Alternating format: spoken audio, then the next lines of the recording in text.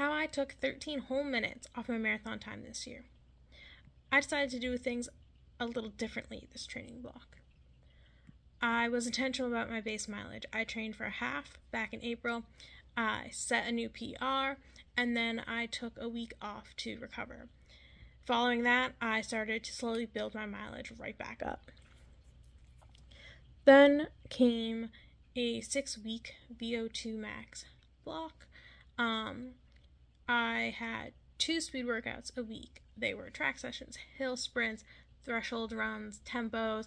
It was a very intense 6 weeks. Directly following that, I rolled right into my 12-week marathon build.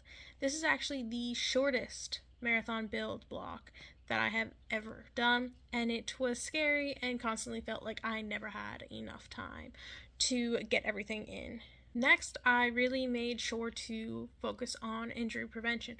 I had a very minor stress fracture last year back in April, and this year I was very determined to stay healthy, not to repeat the injury. I changed, once I started my marathon block, I went from 4 lifts a week to 2 lifts a week, and I was very intentional and added injury prevention work. So meaning things like elevated calf raises, tibialis raises, and hip flexor marches. Those were the 3 key things that I was like, I need to do these to build the muscles around my shins up to protect the bone and make sure that I can handle all the mileage I'm about to put my body through. Another huge thing I made sure to focus on was cross training. I swapped 1 run a week for bike miles because it was just mentally what I needed, and it also helped because I work a 9 to 5, so all of my training had to work around my 9 to 5 hours, meaning I had my 5 a.m. lifts twice a week. I was either running at 4 a.m. or 6 p.m., and there were plenty of double days because everything needed to fit in a week, and it was very difficult, but we made it work. Another thing I really prioritized was my fueling. I am notorious for forgetting to eat food in general, so it is just a huge thing I need to think about and make sure I'm doing. So I was tracking food to make sure I was eating enough. Things like carbs and protein were my huge priority. I was making sure I was getting as much as I could and how much I needed to fuel my training.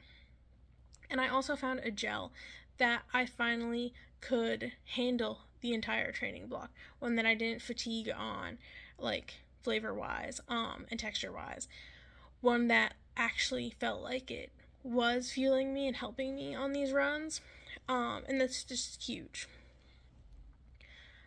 And another huge part of this training block was I still lived my life. I went on hikes with my husband. We celebrated our birthdays. We spent a weekend away for our anniversary, which included no running.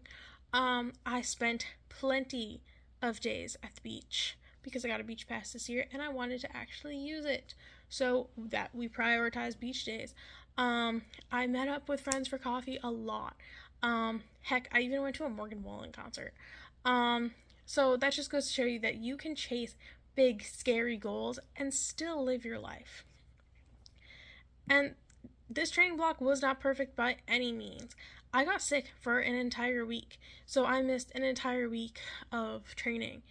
And when you're training for only 12 weeks, that really scares you. I had 2 failed long runs. It wasn't my day those days, and I couldn't get to the mileage I needed to, and that really did not help with the whole, doubting myself and thinking I was insane for doing only a 12-week block. It was a lot, but, I continued to show up anyways.